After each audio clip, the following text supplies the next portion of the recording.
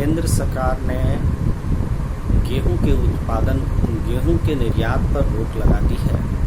इससे उन किसानों पर असर जरूर पड़ेगा जिन्होंने अपने उत्पादन को निर्यात करने के लिए अधिक मुनाफे के लिए उसे रखा था।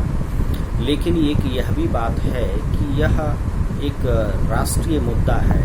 अगर देश में गेहूं की कमी हो तो ऐसी परिस्थिति में सबसे पहली प्राथमिकता ये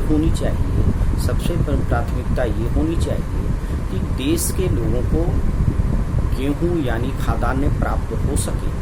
हाँ, यहाँ सरकार से कुछ गलतियाँ हुई हैं, किंतु फिर भी यह कुछ पंजाब और हरियाणा जैसे किसानों को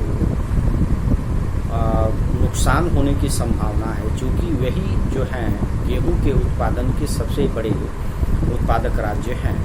तो ऐसी परिस्थिति में किसानों पर तो असर है, लेकिन अन्य राज्यों के किसानों पर इसका कोई असर नहीं होगा।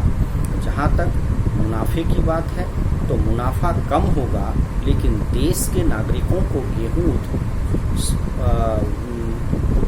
उपलब्ध कराना केंद्र सरकार की प्राथमिकता है। इस बात को किसानों को भी समझना चाहिए।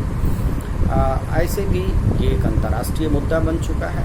चीन ने यहाँ तक कहा है कि क्यों नहीं अगर भारत निर्यात नहीं करता है तो हम सारे देश मिलकर इस समस्या का समाधान ढूंढें। तो इसका असर कहीं ना कहीं चीन जैसे बड़े देशों को भी पड़ रहा है। तो इसलिए हमें राष्ट्रहित में अपने मुनाफे को न देखते हुए सरकार के फैसलों का समर्थन करना चाहिए।